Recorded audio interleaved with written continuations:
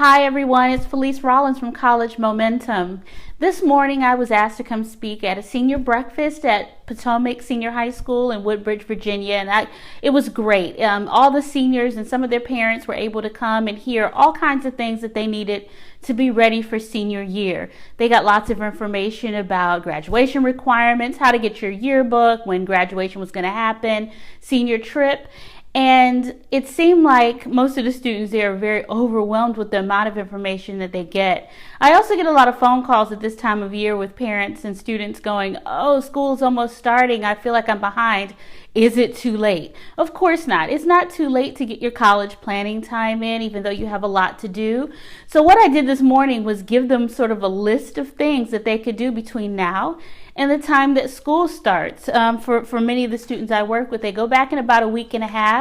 I know some people go back earlier and some later, but no matter where you are in your process, there are some things that you can do before school starts or right at the beginning of the year that will help make your college planning time easier. So the first thing, if you haven't done this already, is to have a family meeting. Now, I did a separate video on this a few weeks ago. If you didn't get a chance to look at that one, I encourage you to do so now. It's also on the YouTube channel.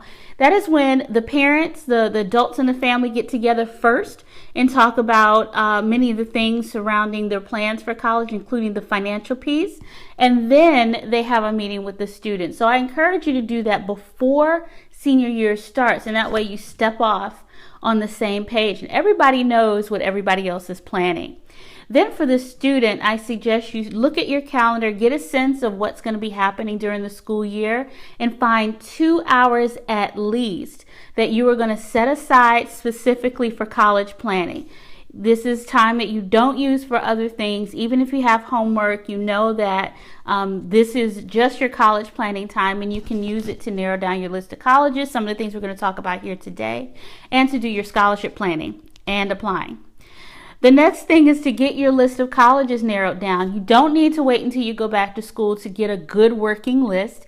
You still have time to do a couple of visits before school goes back in. So start working on that list today. You definitely don't want to wait till you go back to school and listen to where your friends are planning to apply, because that really has nothing to do with what you have planned and what's going to work for you. So try to get that list done.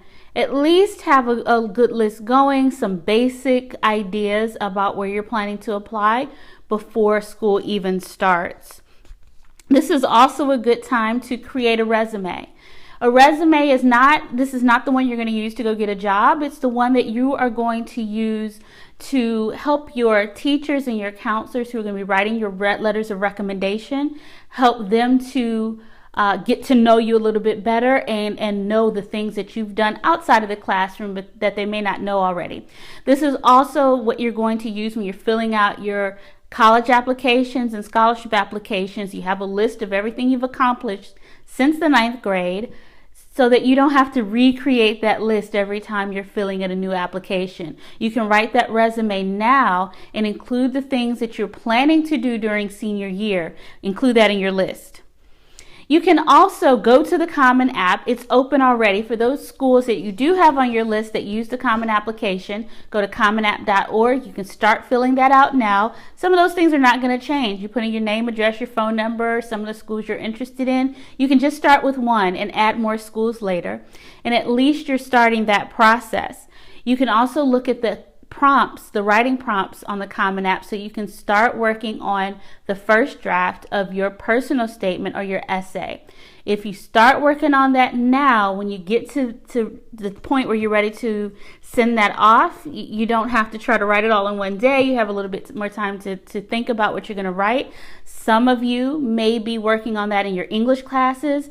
That's one less assignment you have to start from scratch. You can get that done already now. And the last thing that I suggest is that you start, if you haven't used the summer to study for the ACT or the SAT, if you're planning to take it in the fall, start thinking about that now. Many schools have test prep resources. You can go to your counseling website and look at that now, but you can also go buy the books If you can find them in the library, they're really popular, so you might not be able to get them, but make that small investment and study for at least 10 minutes every day. Not just one day a week and not just right before you take the test. Don't go in there blind.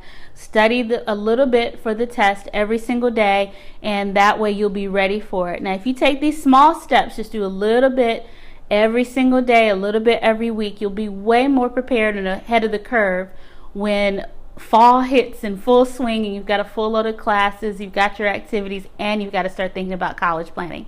So I hope that helps. Please let me know by making comments at the bottom of this video if you're on YouTube. Thank you very much, and I'll see you next time. Bye.